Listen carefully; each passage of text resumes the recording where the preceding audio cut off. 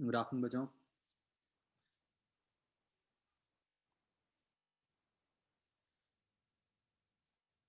और बच्चों कैसा हुआ आपका टेस्ट कल वाला, मतलब परसों वाला?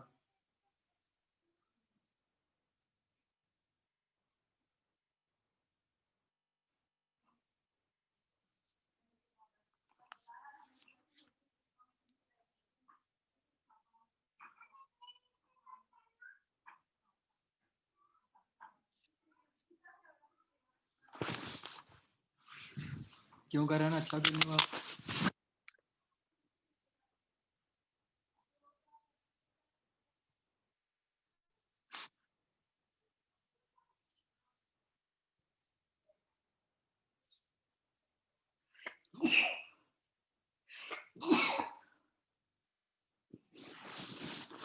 अच्छा, बायो का कुछ आउट ऑफ सिलेबस था क्या?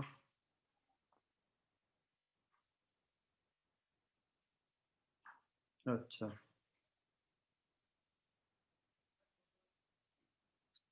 आउट ऑफ सिलेबस मतलब एज पर प्लान या मतलब जो कट गया टाइप्स वो वाला? As per plan, okay. तो उसका क्या है, फिर सर से बात हुई आपकी?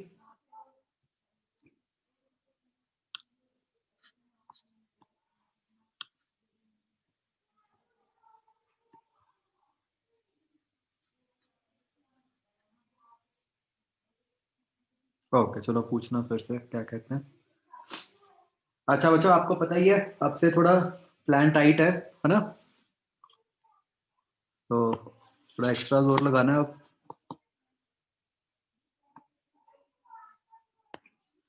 नीट के सिलेबस का बच्चों कोई अपडेट नहीं है टिल नाउ।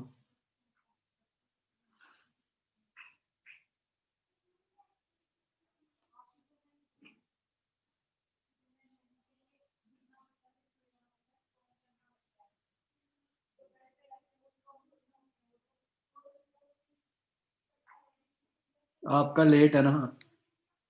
अटेम्प्ट यार लॉजिकली तो लग रहा है होनी चाहिए, अब बाकी पता नहीं क्या माइंड में चलता है। अच्छा बच्चों, जैसे मेरी आपसे कुछ, आप में से कुछ लोगों से बात हुई थी किसी टाइम पे, जैसे अभी सेकंड राउंड ऑफ काउंसलिंग का रिजल्ट आ गया नीट का, है ना? तो पंजाब का, तो उसमें से 580 प्लस पे मिल गया है सबको GMCs, right? I am talking about general quota GMC. तो अभी मॉपअप राउंड बचा हुआ है, तो मॉपअप राउंड में वी कैन एक्सपेक्ट कि एटलीस्ट 10-15 नंबर का और फर्क पड़ जाएगा, राइट? तो मतलब वही मैंने शुरू से सबको यही कहा था कि मतलब 580 तो सेफ स्कोर है, उस पर मिल जाएगा। तो जितना ये टेस्ट इजी था तो उतना 25-30 नंबर का तो इंक्रीज होना मतलब जस्टिफाइड था। बट उतना की होता है, मतलब ऐसे भी नहीं होता कि भैया हाँ पहले एकदम लगा था कि पता नहीं कितना ही कट ऑफ बढ़ जाएगा और एडमिशन ही नहीं होगी। तो मतलब आप ऐसा समझ लो कि जिस लेवल के आपके जो टेस्ट हो रहे हैं, है ना, उस लेवल के टेस्ट्स में आप ये मान लो कि मतलब if you are scoring around 540, मतलब you are safe, that's a good score, मतलब if you can consistently score 540।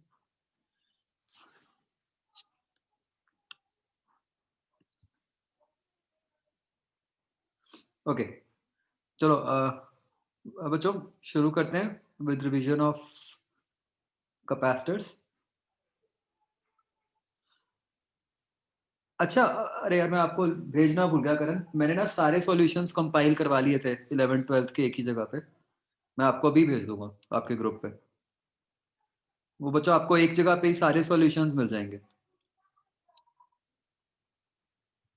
Modules के, एक्सरसाइज 0-1-2 के ना, मतलब जस्ट इन केस किसी को देखने हो। ओके, तो बच्चों कैपेसिटर्स, सबसे पहले तो उसका basic definition, Q by delta we, right? इसके करस्पॉन्डिंग बच्चों इसके यूनिट्स डायमेंशंस, राइट। मेन बात यहाँ याद रखने वाली क्या है, दिस इज मतलब किस पे डिपेंड करता है, it depends on geometry and surroundings.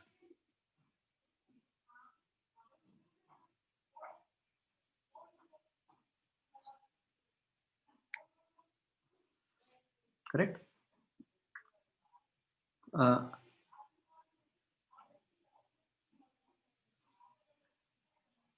अब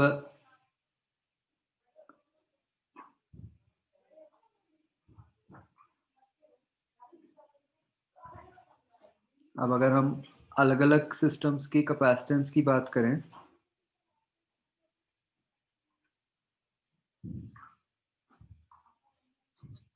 तो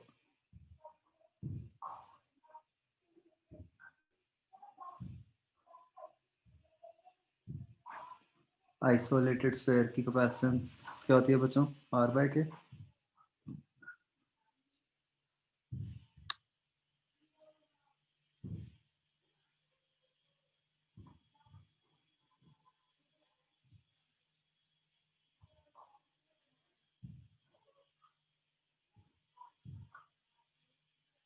फिर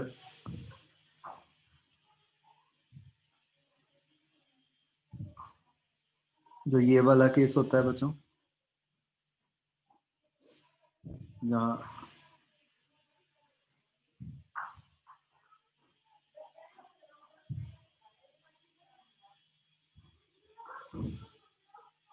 inner radius A, outer radius B,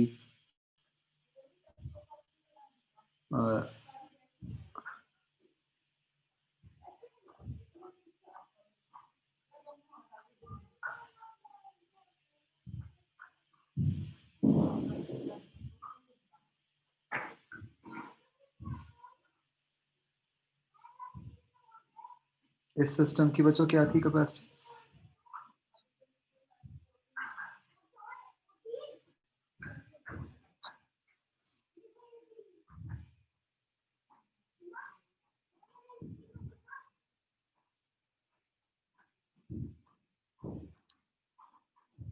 A B over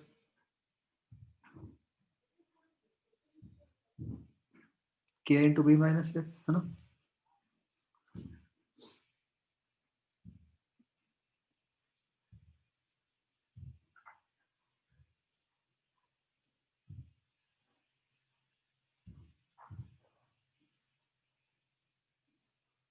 फिर उसके बाद था बच्चों, अगर हम जो सबसे ज्यादा हम यूज करते हैं पैरेलल, चलो पैरेलल प्लेट पे बात पे आ जाते हैं।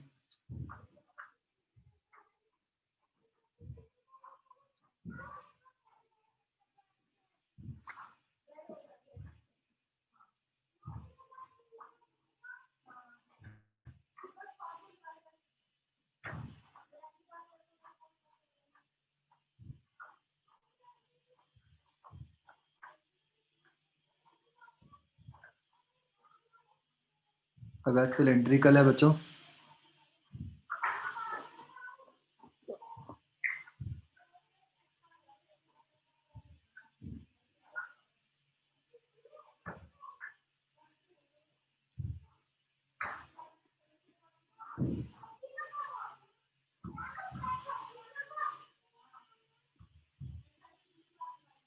उस केस में 2 pi epsilon not L upon L N B by A. फिर in particular we study about parallel plate capacitance, right.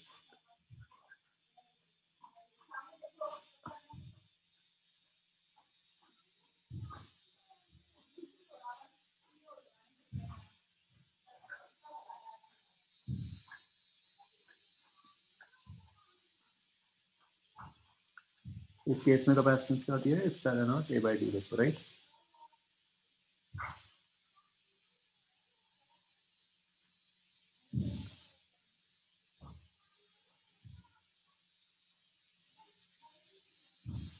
इसमें ए ऊपर वाले सिलेंड्रिकल में बच्चों, inner radius, B outer radius, right, जैसे शेल का था बिल्कुल वैसे।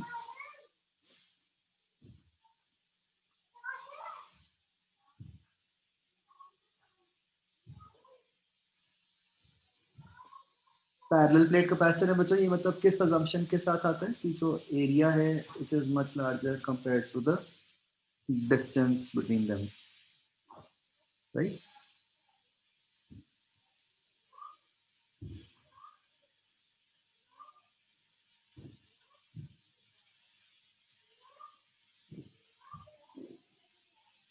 ओके, और क्या बच्चों यहाँ पे हमें पता होना चाहिए?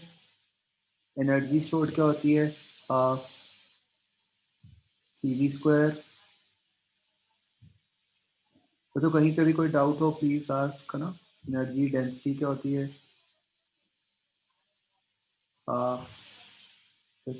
नॉट ई स्क्वायर,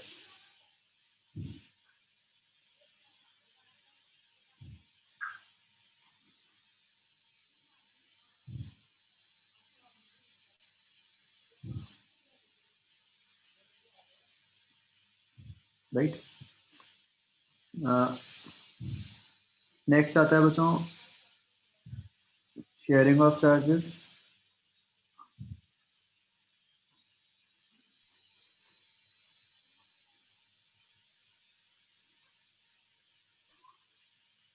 ये वाला पार्ट बच्चों इंपॉर्टेंट है ना, इससे क्वेश्चन आने का चांस है। क्या होता है इसमें कि अगर ऐसे दो बॉडीज हैं, एक पे चार्ज Q1 है, दूसरे पे Q2 है, उनको आपने वायर से कनेक्ट कर दिया, तो एक तो ये पता होना चाहिए कि फाइनली क्या हो जाता है, फाइनली पोटेंशियल सेम हो जाता है दोनों का,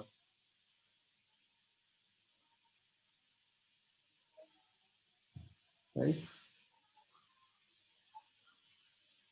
और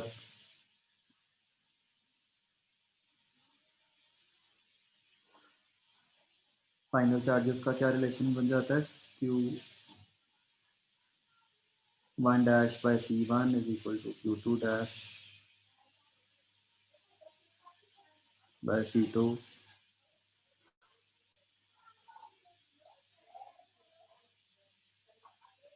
is equal to Q1 plus Q2 over C1 plus C2।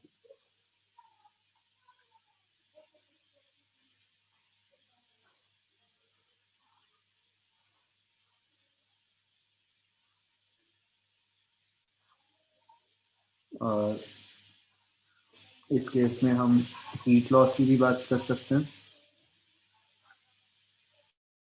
बच्चों कैपेसिटर से मोस्टली क्वेश्चन इसी पार्ट से ही आता है।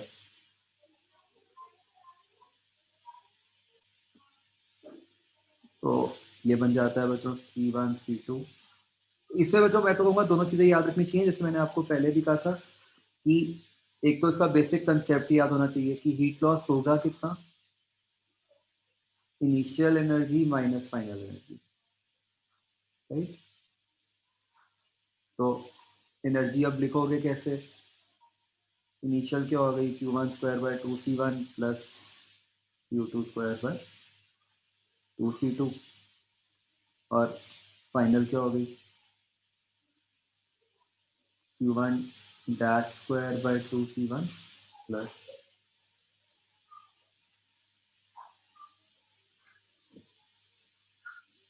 2C2। ये फॉर्म तो याद रखनी चाहिए एनर्जी वाली। एंड मतलब इफ यू वांट आप इसको फाइनली सब कुछ कर कर आके बचो, क्या बन जाता है C1 C2 over 2C1 plus C2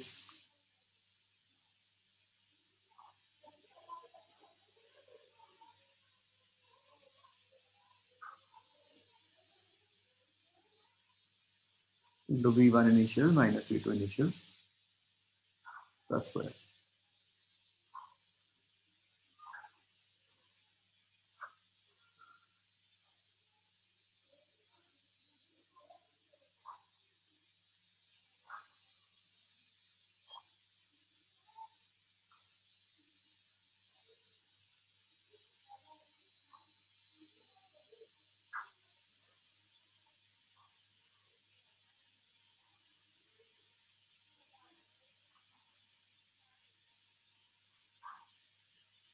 Nitish concentric वाला कौन सा कह रहे हो?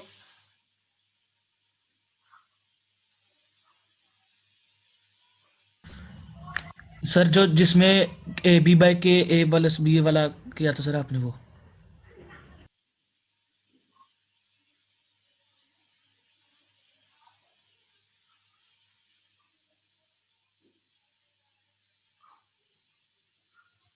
हाँ, नितिश।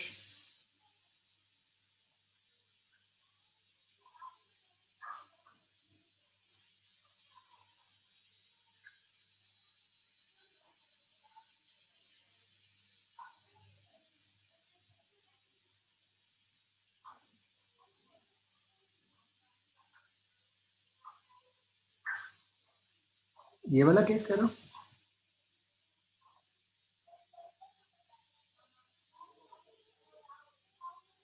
अच्छा बच्चों, इसमें ना एक चीज ये ध्यान रखना, ये इससे अज्यूमिंग कि बाहर वाली अर्थ है।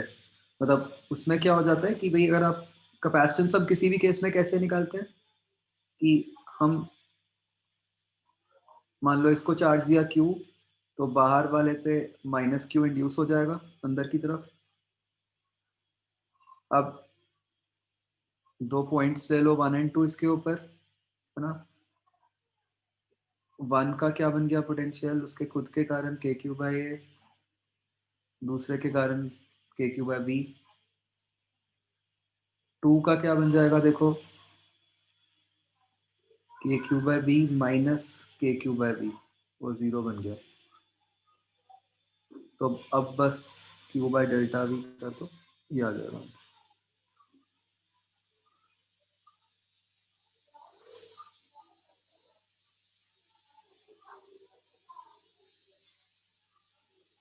ओके बच्चों, और प्रॉपर्टीज जो पैरेलल प्लेट कैपेसिटर की हमें पता होनी चाहिए, देखो।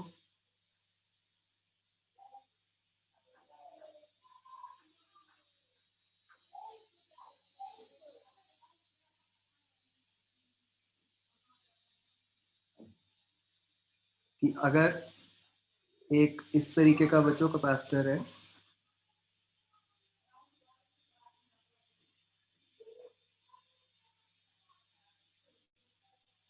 जिसमें इक्वल एंड ऑपोजिट चार्जेस हैं बच्चों, हाँ। अब यहाँ पे आपको क्या कुछ पता होना चाहिए बच्चों, देखो। इस केस में E outside is 0, what is E inside? दोनों की जब आप ऐड करोगे you will get Q/A epsilon not. ठीक है, potential difference between the plates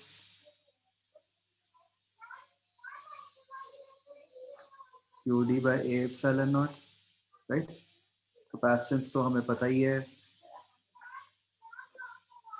और आप एनर्जी निकाल सकते हो स्टोर्ड बिटवीन द प्लेट्स।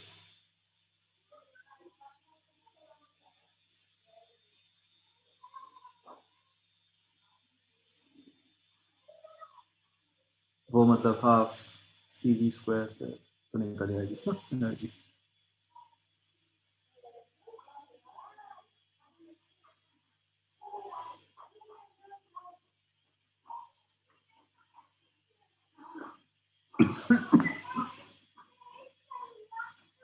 यहाँ बच्चों मैंने आपको एक स्पेशल केस बताया था, याद करो।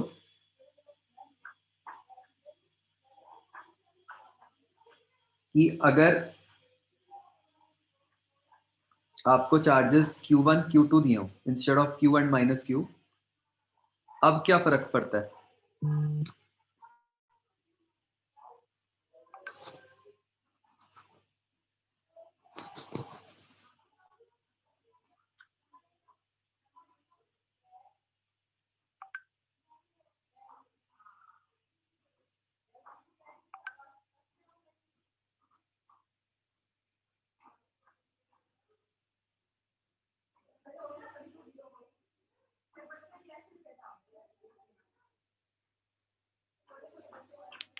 इस केस में बच्चों क्या होता है, E आउटसाइड क्या होता है यहाँ पे?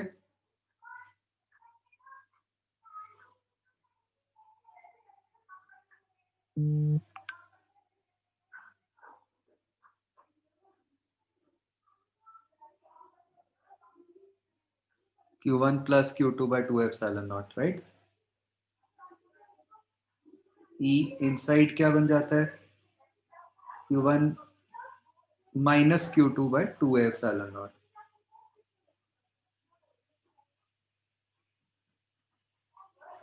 और डेल्टा V वो तो E इंटू डी करना है.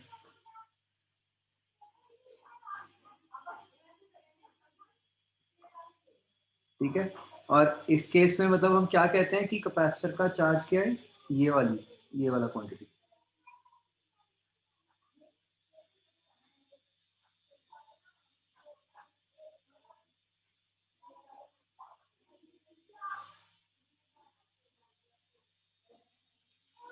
ठीक है.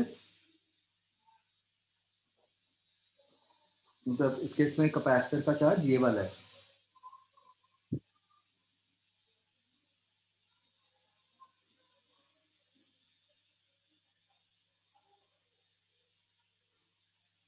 अच्छा, यहाँ तक कोई भी डाउट? Please tell.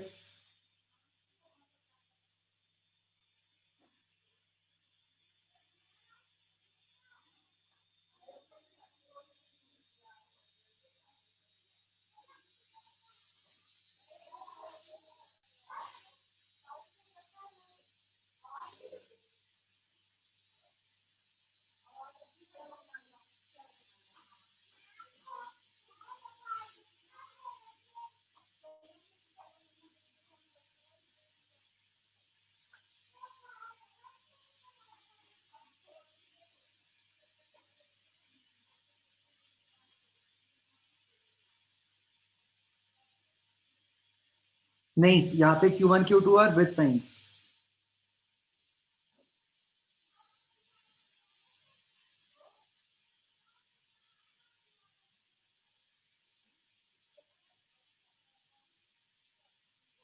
नहीं, E आउटसाइड क्योंकि विद साइन है इसीलिए हम इसको Q1 प्लस Q2 ही कहते हैं, राइट?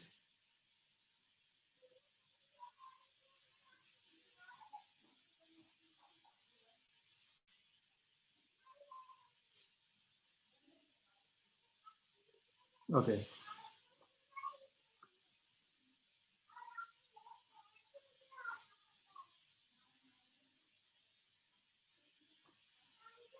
एक बच्चों आपको वो याद है, मैंने आपको एक केस बताया था कि कुछ क्वेश्चंस में मतलब ये ध्यान रखना होता है कि अगर तो मतलब कोई भी आप चेंज ला रहे हो लेकिन अगर बैटरी कनेक्टेड ही रखी है तो क्या होगा?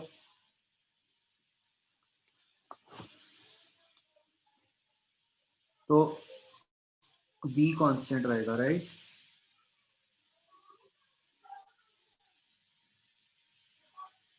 और अगर बैटरी डिसकनेक्टेड है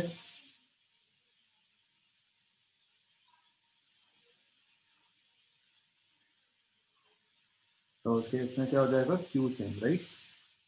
ये बहुत ध्यान रखना है हमें क्वेश्चंस में.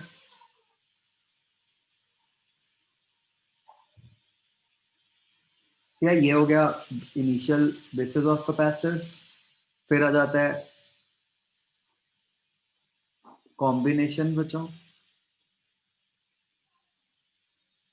अब देखो कॉम्बिनेशन में बच्चों हमें क्या क्या चीज़ें याद रखनी है.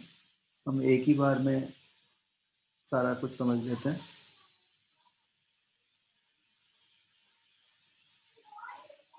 अगेन ऑब्वियसली दो तरीके से हम कंबाइन कर सकते हैं, सीरीज पैरेलल. सीरीज में क्या सेम रहता है? चार्ज सेम रहता है.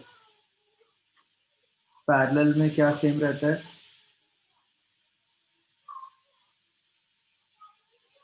पोटेंशियल डिफरेंस सेम होता है, राइट? सीरीज में कैसे कनेक्टेड होते हैं? End to end connected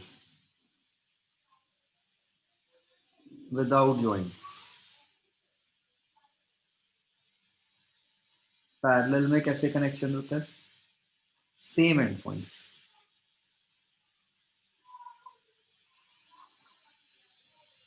series में बस ये ध्यान रखना है बच्चों, एक गलती कर सकते हो, कैपेसिटर्स में सीरीज पैरेलल के रिजल्ट्स उल्टे होते हैं.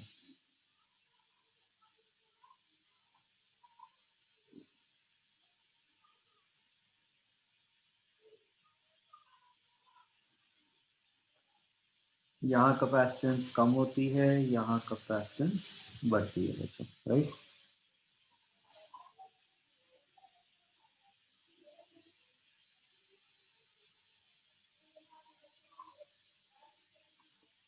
अगर n आइडेंटिकल हो तो इनका C इफेक्टिव क्या बन जाता है, C/n। यहाँ पे अगर n आइडेंटिकल हमारे पैरेलल में हो तो ये बन जाता है n टाइम्स C, राइट।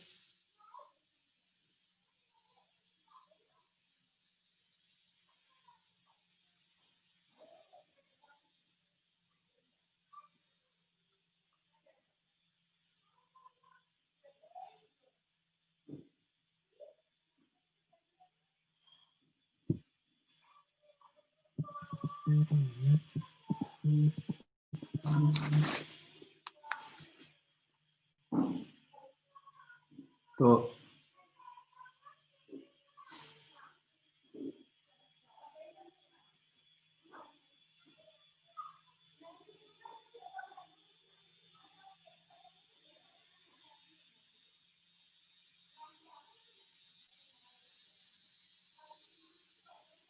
एक बच्चों पैरेलल में हमें याद रखना है कि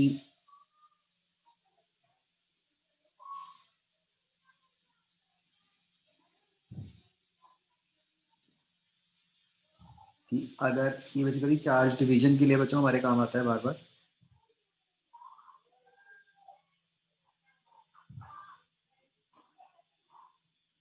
अगर ऐसे चार्ज क्यू आ रहा है और कैपेसिटर्स पैरेलल में है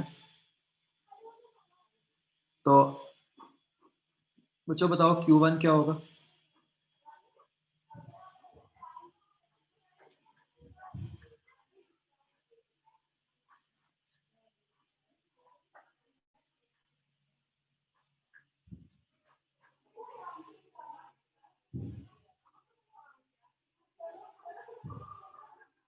क्या वैल्यू आती है बच्चों,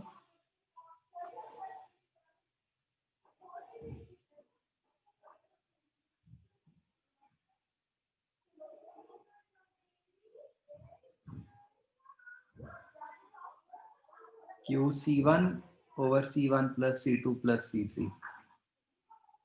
एक बच्चों याद करो, एक मैंने आपको नोट्स में लिखवाया था कि एक जो गलती होने का बड़ा चांस होता है between division of current and division of charge.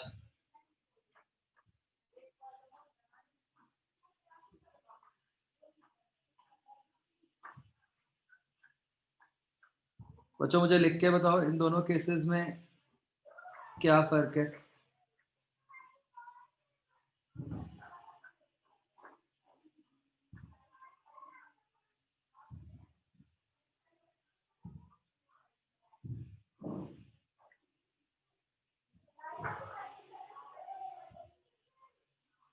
हाँ, तो वाइल जब आप करंट लिखते हो, करंट में जो मल्टीप्लाई होता है वो होता है उल्टी साइड वाली रेजिस्टेंस से, राइट। IR2 और R1 + R2,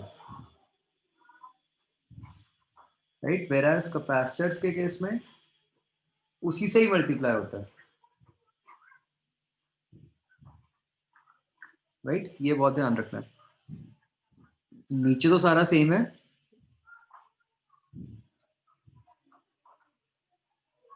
ऊपर उल्टा हो जाता है।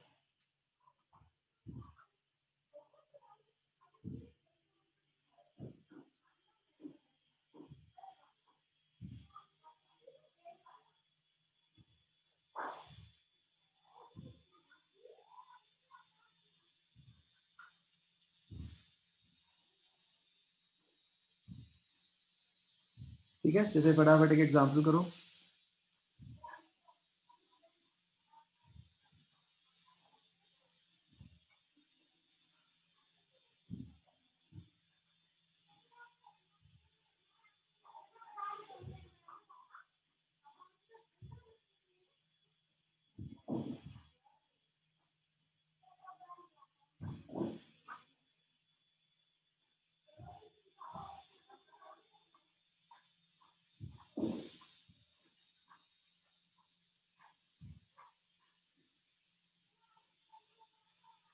बच्चों ऐसे है, find charge on each capacitor, फटाफट करके दिखाओ।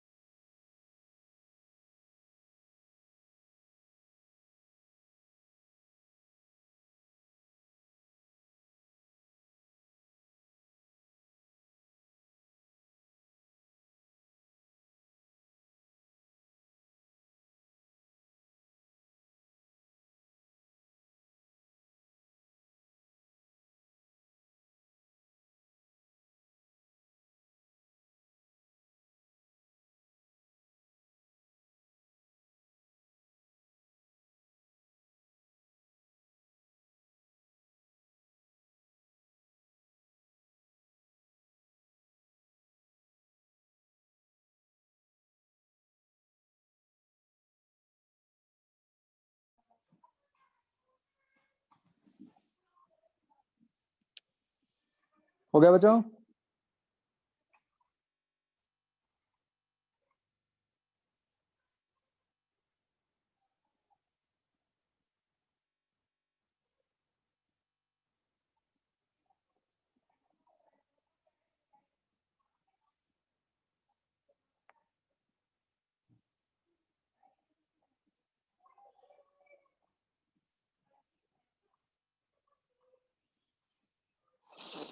चलो देखते हैं। सबसे पहले तो हम सर्किट की ओवरऑल कैपेसिटेंस निकालते हैं।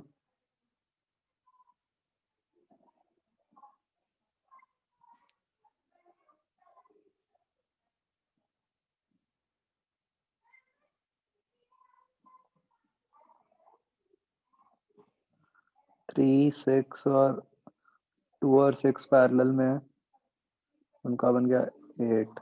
ये तीनों सीरीज में।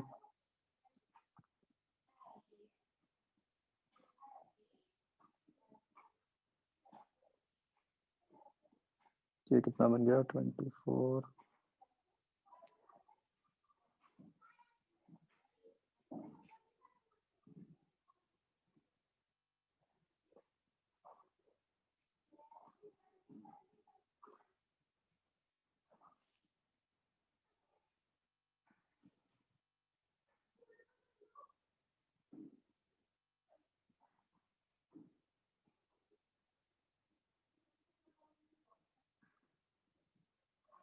ये बच्चों 8/5 आएगा, इज इट?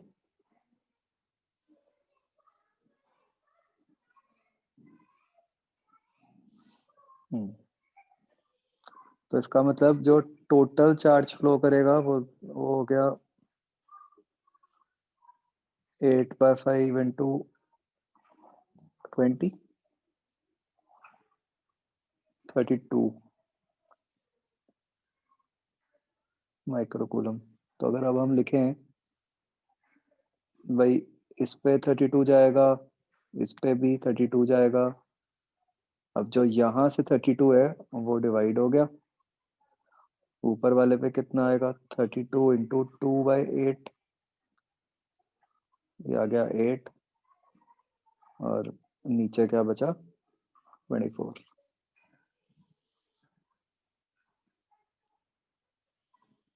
दीपजोत 34 कैसे आया हुआ है?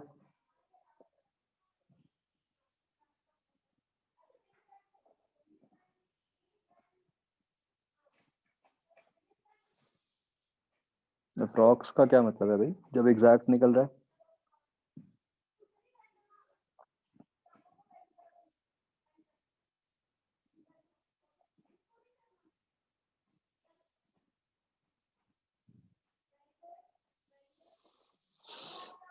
ओके,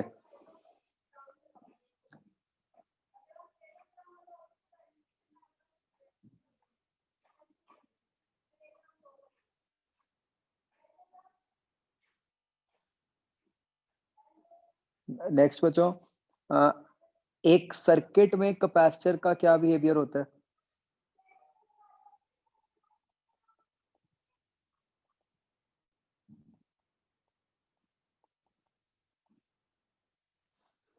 बच्चों क्या होता है, मेन जो की पॉइंट है कि जो कैपेसिटर है इट गेट्स चार्ज टू, मतलब कितना फाइनली क्या कितने चार्ज उस पर आ जाता है, CE, and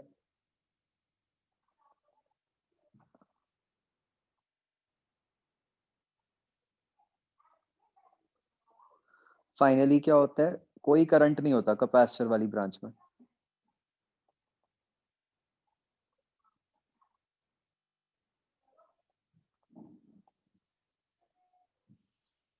right?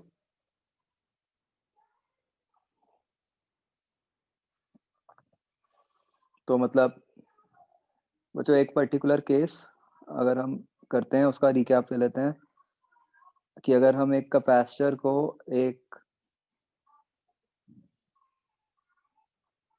Non ideal battery के साथ कनेक्ट करते हैं, इस केस में बच्चों क्या कुछ होता है?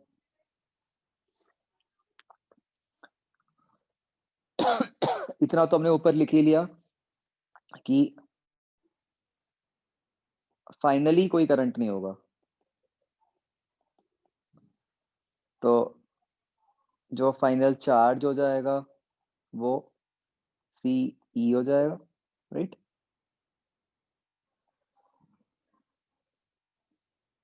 दिस इज ऑफ कोर्स, ये चार्ज आया कहां से है, ये बैटरी ने भेजा है।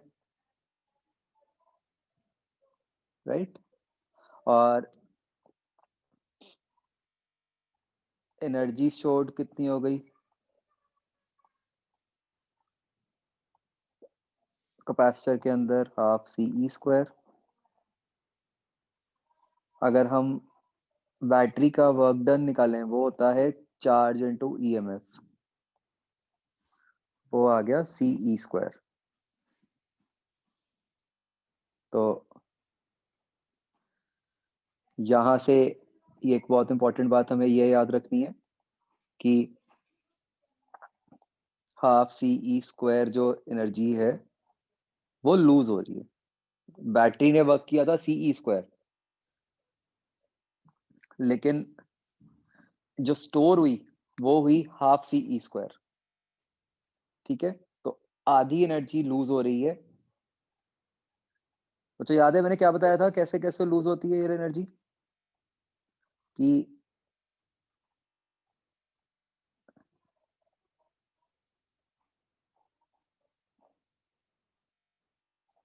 कि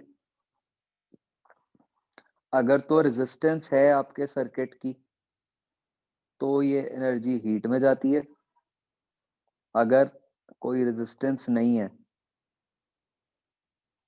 तो ये कैसे जाती है, स्पार्क्स में।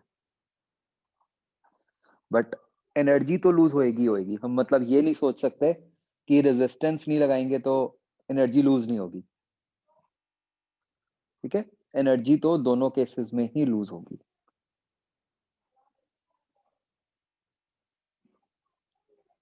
हाँ, सेम अमाउंट ही लूज होना है, मतलब half C E square loose होगा ही होगा।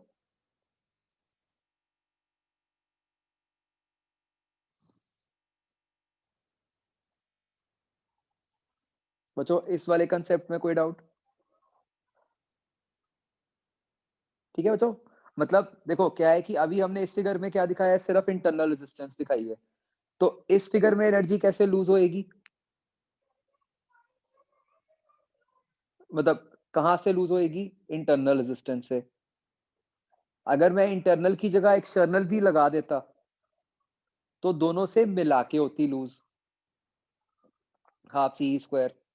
But half C E square loss तो होनी ही है।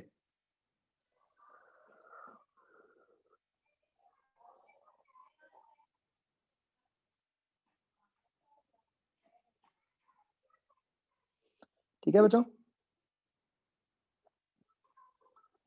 देन वी हैव बच्चों जो स्टैंडर्ड हमारी सर्किट टेक्निक्स होती हैं, जो हमने अभी करंट वाले चैप्टर में भी रिवाइज की थी।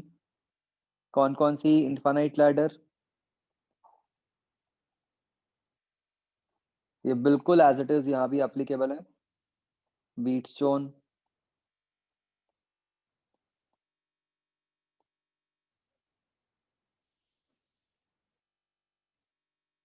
फिर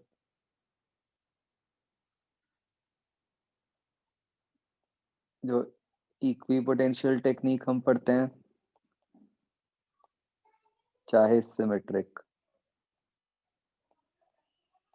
ये सारी की सारी वैलिड है। और फिर यहाँ पे किरचॉफ भी आ जाता है। तो किरचॉफ तो हमने वहीं पे ही रिवाइज कर लिया था रजिस्टर में, कि अब डिपेंड करता है कि आप कैपेसिटर के अक्रॉस किरचॉफ अप्लाई करते हुए कैसे मूव कर रहे हो। If you are moving from positive to negative plate of capacitor, your term will be minus Q by C. If you are moving from negative to positive plate, your term will be plus Q by C. ठीक है, तो ये मैं मतलब दोबारा नहीं करवा रहा, ये सारा कुछ सेम है।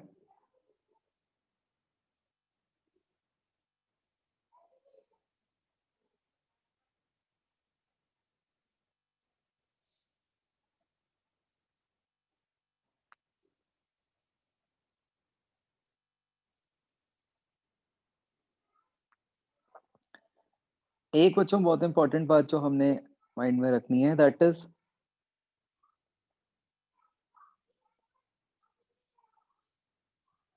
Relation between I and Q. मतलब वैसे तो हमें पता है कि चार्ज और करंट में क्या रिलेशन होता है, बट क्या होता है, मतलब ये ध्यान रखना है कि जैसे अगर कैपेसिटर है, अगर कैपेसिटर पे करंट ऐसे पॉजिटिव प्लेट पे जा रहा है वर्सेस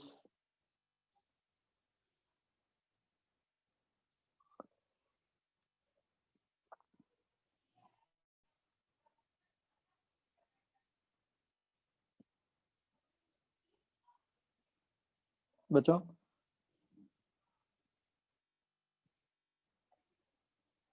करंट नेगेटिव प्लेट पे आ रहा है, मतलब बच्चों दोनों में फर्क क्या है, अगर आप देखो एक केस में पॉजिटिव प्लेट पे चार्ज करंट आ रहा है और एक केस में पॉजिटिव प्लेट से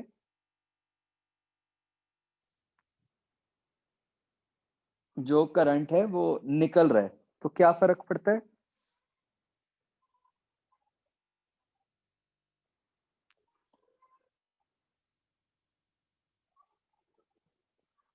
यहाँ पे it becomes dq by dt, यहाँ पे it becomes minus dq by dt। ठीक है, ये बहुत ध्यान रखना है।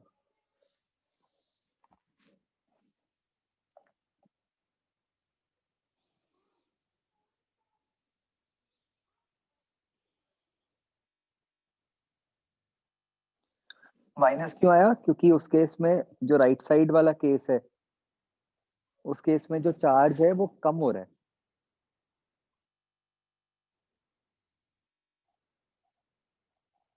अगर पॉजिटिव प्लेट से करंट निकलेगा तो कैपेसिटर का चार्ज कम होएगा ना।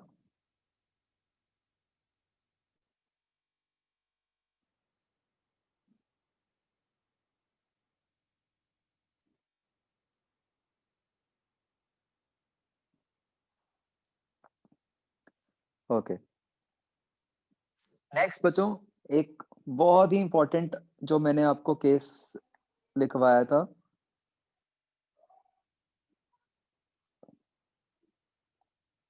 वो था कि जब हम दो कैपेसिटर्स को ज्वाइन करते हैं,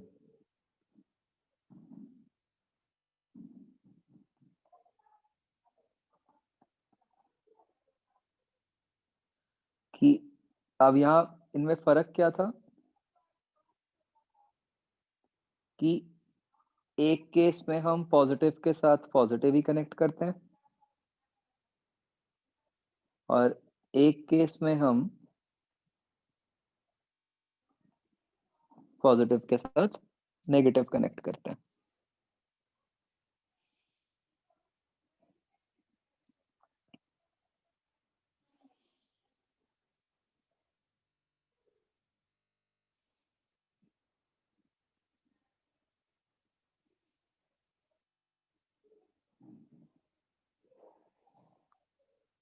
बताओ बच्चों, इस केस में क्या आएगा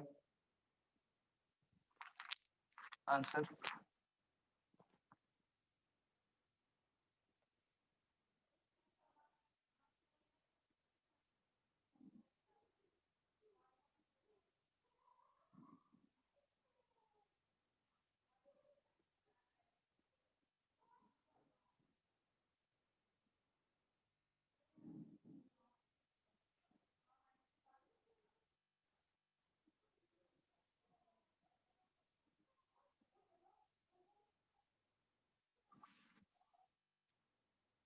मतलब जो फाइनल चार्ज हो जाएगा बच्चों,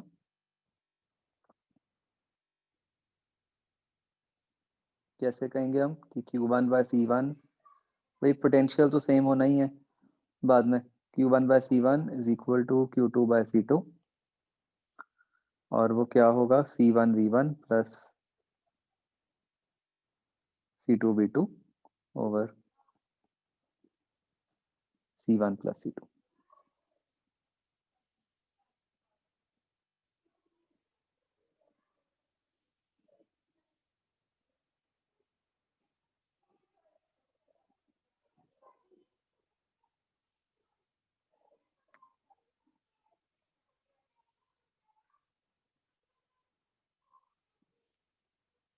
ठीक है जी, और दूसरे केस में क्या हो जाता है बच्चों?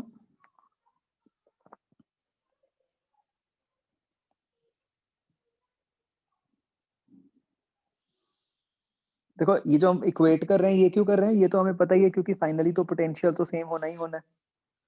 अब यहाँ राइट हैंड साइड पे क्या आ जाएगा? बस यहाँ बीच में माइनस आ जाएगा।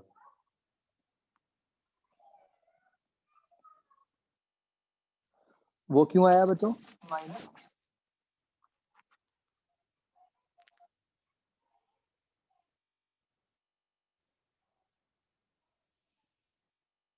मतलब ये लेफ्ट और राइट के रिलेशन में फर्क क्यों है बच्चों, ये बताओ मुझे। तो राइट हैंड साइड में ऑपोजिट टर्मिनल्स अटैच्ड हैं, तो फिर उससे क्या फर्क पड़ा बच्चों?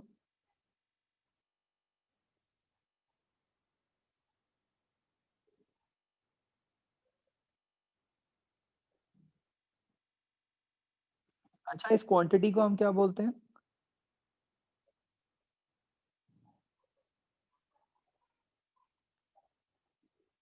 Common potential, right?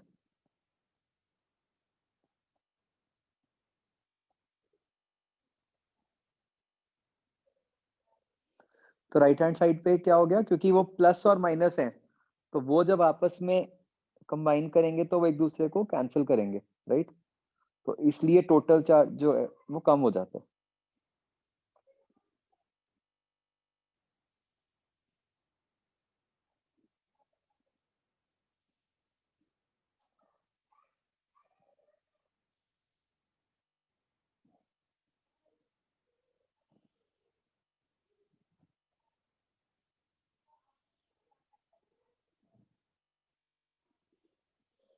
ठीक है बच्चों, तो ये आपको आना चाहिए कंबाइन करके निकालना।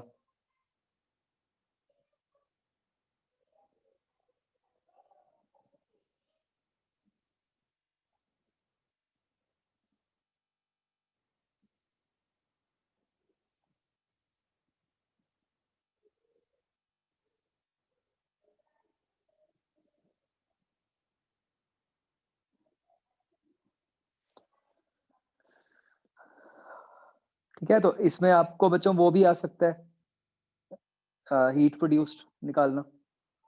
तो हीट प्रोड्यूस के लिए फिर जो हमने पहले रिजल्ट किया था वही वाला यूज करेंगे हम, you initial minus you final.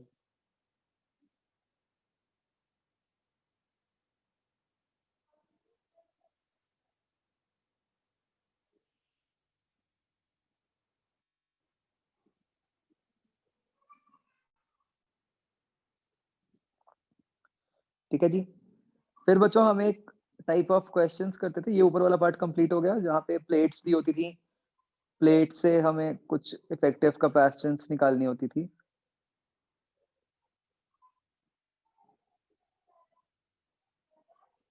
Something like this, कि ऐसे दो कनेक्टेड हैं, इधर से दो कनेक्टेड हैं, ठीक है, इनमें अलग अलग सेपरेशन है, लेट से ये 2D है, ये D है, ये भी D है। इन क्वेश्चंस को करने का क्या तरीका होता था बच्चों, याद करो। हम नंबर कर देते हैं प्लेट्स को, 1 2, चाहे जितनी भी प्लेट्स हो, ठीक है। तो अब हमारे पास 3 कैपेसिटर्स बन गए, 1 2 वाला, 2 3 वाला, 3 4 वाला, ठीक है।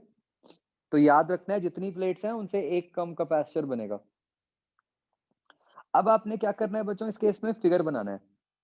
फिगर ध्यान से कैसे बनेगा, जैसे सबसे ऊपर वाला देखो, 1 2 वाला कैपेसिटर कैसे बन रहा है कि प्लेट 1 ए के साथ अटैच्ड है, प्लेट 2 बी के साथ अटैच्ड है। 2 3 वाला कैसे बन रहा है कि प्लेट 3 जो है वो ए के साथ कनेक्टेड है, प्लेट 2 जो है वो बी के साथ कनेक्टेड है, ठीक है। ऐसे ही 3 4 वाला कैसे है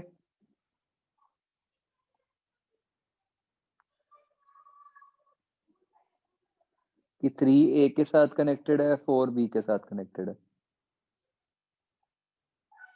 ठीक है जी। तो अब इस फिगर से हमें पता चल जाएगा कि क्या अरेंजमेंट है। जो ऊपर वाले फिगर से नहीं पता चल रहा था हमें कि कैपेसिटर सीरीज में है पैरेलल में है, वो नीचे वाले फिगर से पता चल गया हमें कि भाई सारे कैपेसिटर जो है वो पैरेलल, राइट।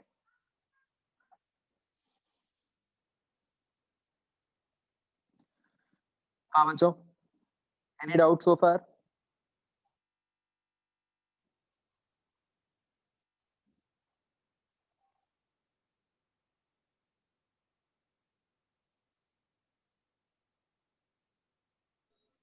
सर ऐसे कैपेसिटर्स ज्वाइन करने से फर्क क्या पड़ता है वैसे? नहीं, ये तो बस एक ना मतलब टाइप ऑफ क्वेश्चंस हैं कि भाई अगर प्लेट्स को ऐसे करो तो क्या कैपेसिटेंस बनती है, मतलब ऐसे कोई वो नहीं है, बस मतलब ओके सर। हाँ, एक बस टाइप है, नथिंग एल्स।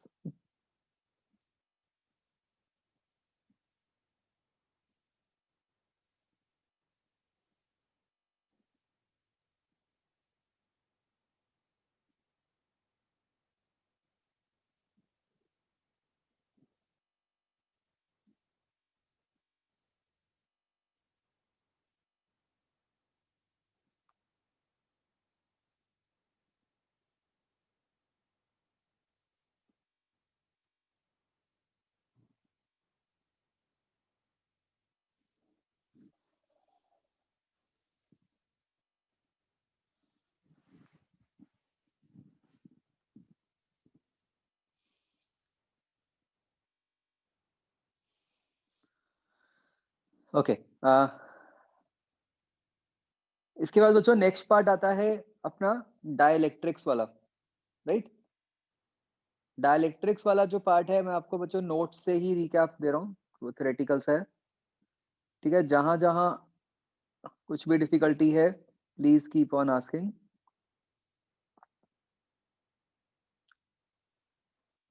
सबसे पहले तो डाइलेक्ट्रिक्स का मतलब क्या होता है। Dielectrics are nothing but insulators, ठीक है।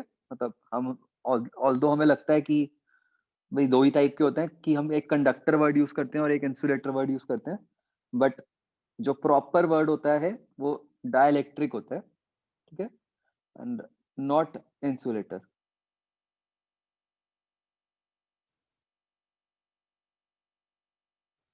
राइट। तो अब डाइलेक्ट्रिक की वर्किंग कैसे होती है। वो पोलर मॉलिक्यूल से बना होता है। पोलर मॉलिक्यूल्स क्या होते हैं, डाइपोल्स। तो अब जब तो हम एक कंडक्टर को इलेक्ट्रिक फील्ड के अंदर रखते हैं, तो कंडक्टर में तो बहुत सारे फ्री चार्जेस होते हैं।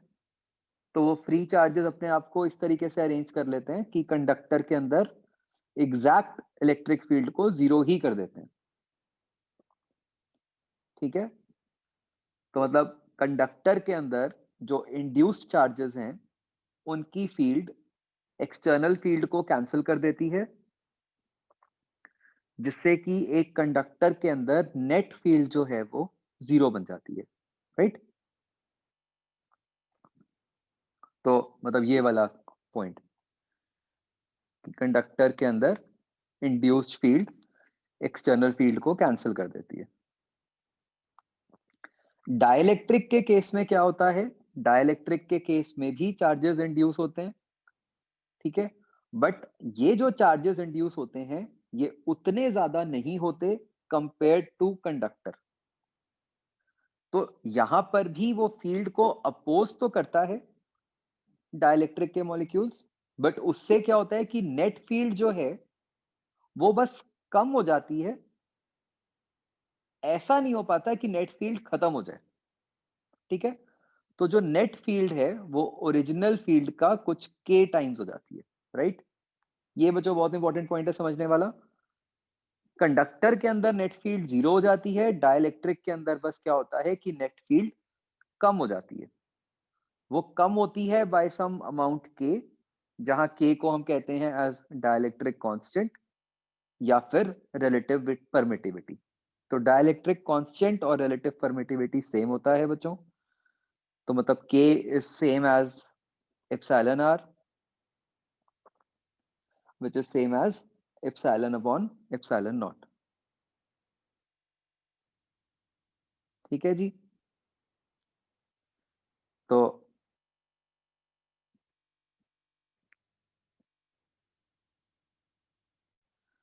तो ये बच्चों, ये हमने पिछले दिनों भी आया था, बहुत इंपॉर्टेंट है ना, कि के हमेशा 1 से बड़ा होता है।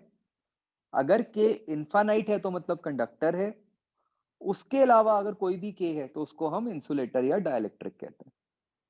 तो के की बस दो ही कैटेगरीज होती हैं, या इन्फिनिटी या इन्फिनिटी से कम। तो इन्फिनिटी मतलब कंडक्टर है, अगर उसके अलावा कुछ भी है तो मतलब डाइलेक्ट्रिक है या इंसुलेटर है। तो वो इस रिजल्ट से भी समझ आता है हमें कि भाई नेट फील्ड क्या हो रही है, ई नॉट बाय के हो रही है। कंडक्टर में जब के इनफाइनाइट होगा तो नेट फील्ड जीरो हो जाएगी। उसके अलावा कोई भी हम के लेंगे तो नेट फील्ड बस जो है वो मतलब बस ई नॉट से कम हो जाएगी, राइट। तो अब बच्चों हम सीधा सीधा मतलब तब तो ये सारा डिराइव किया था, बट हम सीधा सीधा क्या शॉर्टकट याद रख सकते हैं। देखो एक तो ये बात माइंड में रखनी है कि इलेक्ट्रिक फील्ड के से डिवाइड हो जाती है। दूसरा बस कि जहां डाइलेक्ट्रिक आ गया वहां आपके फॉर्मूला में जहां भी इप्सिलॉन नॉट आएगा वो के से मल्टीप्लाई हो जाएगा, राइट। फिर बच्चों हमने एक केस किया था डाइलेक्ट्रिक डालने वाला फॉर टू सिचुएशंस। एक में बैटरी से कनेक्ट किया हुआ था और एक में डिस्कनेक्ट किया हुआ था। ये वाला बच्चों केस बहुत ही इंपॉर्टेंट है, ठीक है। तो वही बैटरी से कनेक्ट रखेंगे तो V सेम रहेगा, अगर दूसरे से कनेक्टेड रखेंगे मतलब डिस्कनेक्टेड रखेंगे तो Q सेम रहेगा, ठीक है। तो अब उसके हिसाब से हमने टर्म्स सोचनी है। तो क्या क्या क्वांटिटीज हैं देखो बच्चों, सबसे लेफ्ट साइड पे हम देखते हैं, हमें बात करनी है Q, V, C, E और U की, ठीक है। तो हमें देखना है कि इन क्वांटिटीज को क्या होगा जब हम एक कैपेसिटर के अंदर डाइलेक्ट्रिक डाल रहे हैं तब, ठीक है।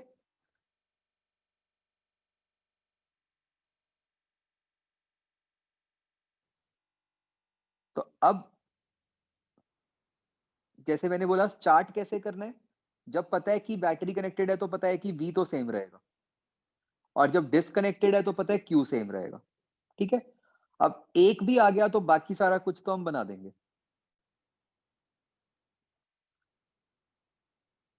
अब कैसे बनेगा फिर भी हम अगर देखें तो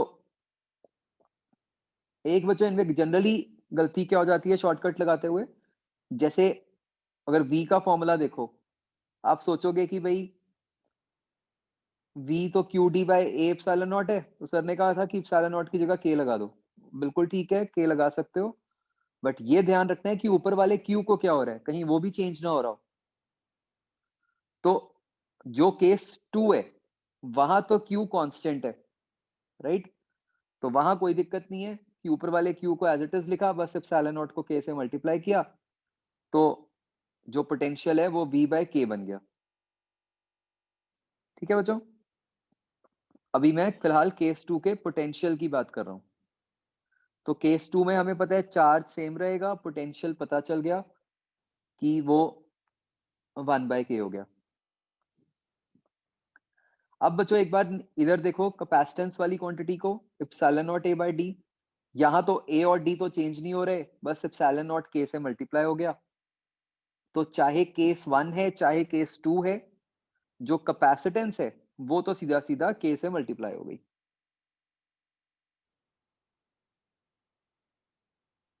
उसमें कोई चक्कर नहीं है, ठीक है।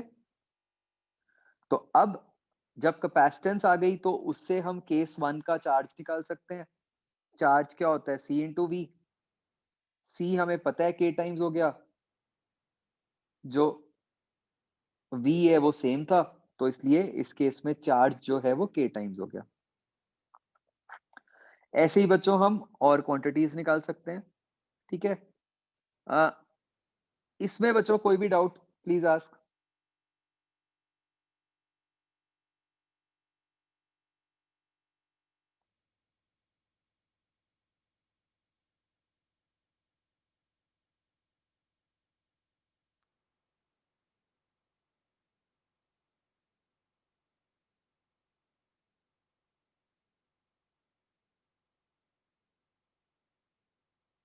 बोलो बच्चों, एनी डाउट?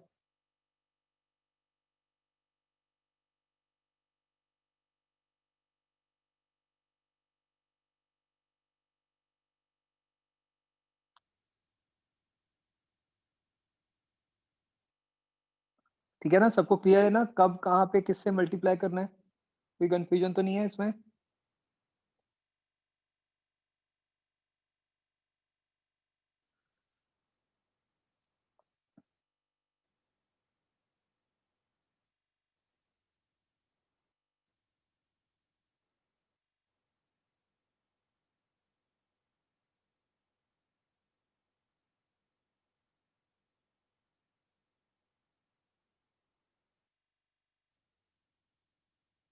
ओके, नेक्स्ट आता है बच्चों case of partially field dielectrics. Partially field dielectric बच्चों दो तरीके से हो सकते हैं। एक तो ये है कि आपने थिक कम भरा है, राइट, और दूसरा होता है कि आपने एरिया वाइज कम भरा है। तो जब तो थिकनेस वाइज आप कम भरते हो, तो जैसे मान लो आपने इन बिटवीन टी थिकनेस में डाइलेक्ट्रिक डाल दिया, उसके अलावा आपने कुछ नहीं डाला, तो मतलब टी थिकनेस में तो डाइलेक्ट्रिक है, जो बची थिकनेस डी माइनस टी, उसके अंदर एयर है। तो जो बेसिक से करने का मेथड है वो ये है कि आपके लिए क्या बन गए, ये 3 कैपेसिटर्स जो हैं वो सीरीज में बन गए, ठीक है? तो उनको सीरीज में लेके सॉल्व कर दो। और जो इसका शॉर्टकट फॉर्मूला है जो याद रखना है वो है कि ये इस टाइप का, कि epsilon not a upon denominator में आ जाएगा आपका T1 by K1 plus T2 by K2 plus so on, कि जो थिकनेस है वो थिकनेस अपॉन उस थिकनेस के करस्पॉन्डिंग जो K है, उन सब टर्म्स को डिनोमिनेटर में ऐड कर दो। सिमिलरली जब हम इस तरीके से भरते हैं, जब हमने एरिया पार्शियल भरा, तो अब आपके बच्चों जो कैपेसिटर्स बन जाएंगे अलग अलग, वो सारे के सारे होंगे पैरेलल में, ठीक है जी? तो इनको पैरेलल में लेके आप सॉल्व कर लोगे। मतलब यहाँ पे क्या है कि जो अलग अलग कैपेसिटर्स हैं उन सबके एरियाज अलग हैं। तो यहाँ पे जो हमारा फॉर्मूला बन जाएगा वो क्या बन जाएगा, epsilon naught by d into summation of K1A1 plus K2A2 plus one. तो हर टाइप का K और A को हम मल्टीप्लाई करके ऐड कर देंगे, ठीक है जी? फिर बच्चों एक बहुत ही इंपॉर्टेंट केस था ये वाला, कि मान लो ऊपर वाले दोनों का हमने कॉम्बिनेशन बना दिया, कि ऐसे 4 डाइलेक्ट्रिक भरे हुए हैं C1 C2 C3 C4, right? बच्चों मुझे याद करके बताओ यहाँ पे कैसे लेना होता है सीरीज पैरेलल, कौन से सीरीज में कौन से पैरेलल में?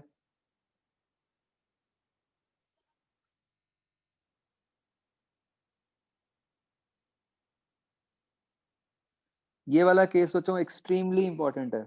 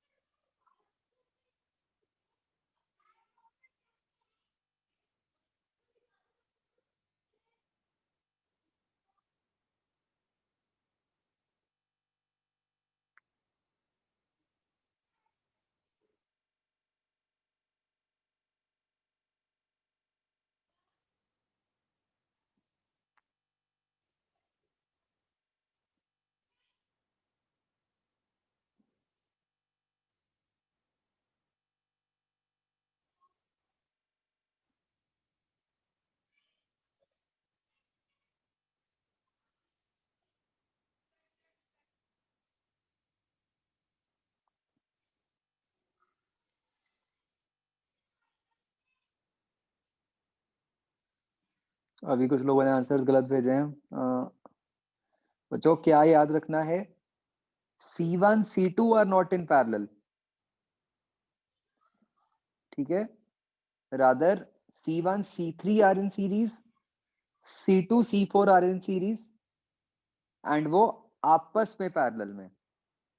तो बहुत ही इंपॉर्टेंट क्वेश्चन है बच्चों, वेरी लाइकली टू कम। मैंने आपको पहले ही बताया था, सिर्फ आपके एग्जाम में बचे आने से ये। तो इस केस में बच्चों क्या हो रहा है, आप C1 C2 क्यों नहीं कह सकते पैरेलल में? क्योंकि आपको नहीं पता कि C1 का एक एंड जो है C1 C2 का, वो तो ऊपर वाला एंड मेटल पे हो गया, वो तो ठीक है। जो दूसरा एंड है जो दोनों की बाउंड्रीज में बन रहा है, वो हमें नहीं पता कि उनका पोटेंशियल सेम होगा कि नहीं।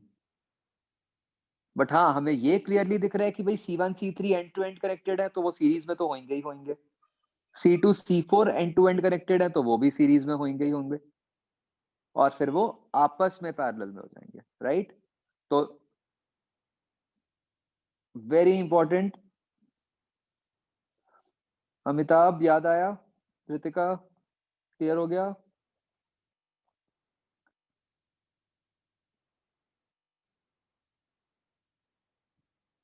ठीक है,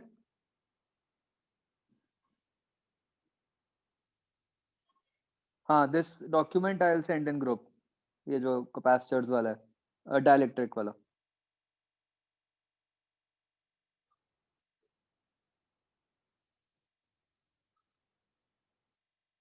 ठीक है, मतलब एक बात ये याद रखनी है कि डाइलेक्ट्रिक को जब भी कट करना है आपने उसको प्लेट के परपेंडिकुलर कट करना है। तो जैसे बच्चों ये वाला क्वेश्चन है फॉर एग्जांपल, इसमें क्या है कि मतलब जैसे ये जो बच्चों एग्जांपल है, इस टाइप के क्वेश्चन में सबसे ज्यादा गलती होने का चांस है ना, कि आप देखो कि 3 और 4 है और नीचे पूरा 1 है जिसका K2 है। तो इसमें एकदम देख के ऐसा लगता है 3 और 4 को पैरेलल में ले लो और साथ में 2 के सीरीज में ले लो, है ना? लेकिन ऐसे नहीं करना, क्या करना है? आपको कट करना पड़ेगा। तो 3 और आधा 2 पैरेलल में सीरीज में, 4 और आधा 2 सीरीज में, और वो आपस में पैरेलल में। रिमेंबर दिस बच्चों, सबसे इंपॉर्टेंट पार्ट है ये, प्लीज इसको करना, है ना? आज जाके एक बार अगर नहीं किया अभी। वही ये वाला केस हो गया, इसमें भी वर्टिकली कट करोगे आप पहले, ठीक है जी। फिर बच्चों डाइलेक्ट्रिक स्ट्रेंथ, वो क्या होता है? वो वाली इलेक्ट्रिक फील्ड जिसपे कि जो डायपोल्स हैं वो टूट जाएंगे, ठीक है जी। तो जब टूट जाते हैं उस फिनोमेना को हम क्या कहते हैं? As dielectric breakdown. उसका एग्जांपल है बच्चों लाइटनिंग। जैसे लाइटनिंग में जो एयर होती है उसका डाइलेक्ट्रिक ब्रेकडाउन हो जाता है।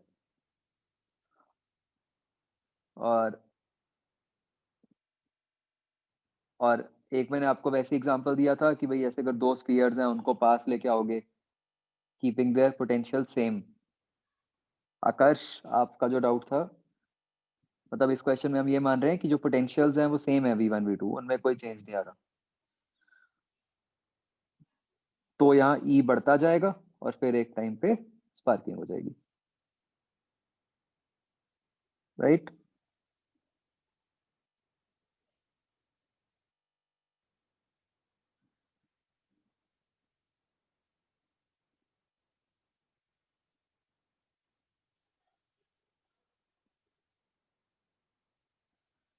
हाँ जी बच्चों, एनी डाउट इन दिस?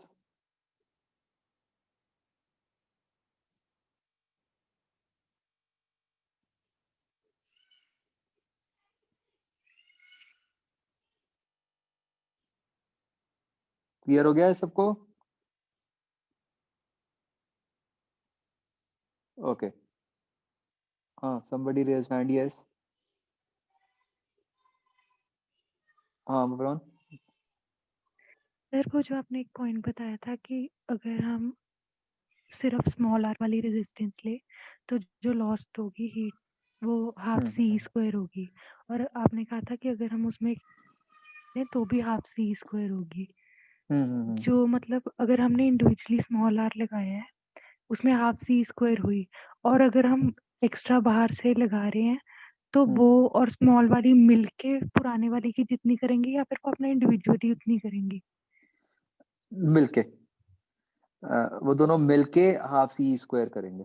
मतलब जितना पहले हो रहा था वो दोनों मिलके उतना ही करेंगी? हाँ हाँ, ठीक है, थैंक यू सर। मतलब ऐसे कह लें हम कि रेजिस्टर के थ्रू जो लॉस होना है वो सेम है, अब वो चाहे एक हो चाहे चार हो, total loss through the resistance is same, half C square. ठीक है, थैंक यू सर। चलो ठीक है बच्चों, देन आपने नेक्स्ट क्लास में ये करके लाना है, ठीक है? कैपेसिटर्स वाले क्वेश्चन शीट पूरी।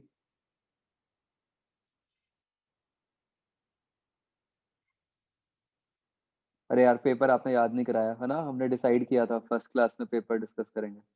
चलो कोई बात नहीं, next class first we will discuss the paper, then the sheet of capacitors, okay? चलो।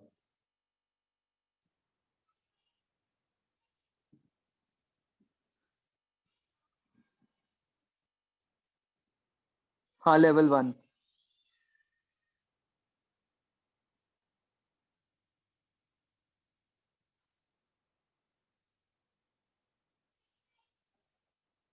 ओके बच्चों, बाय।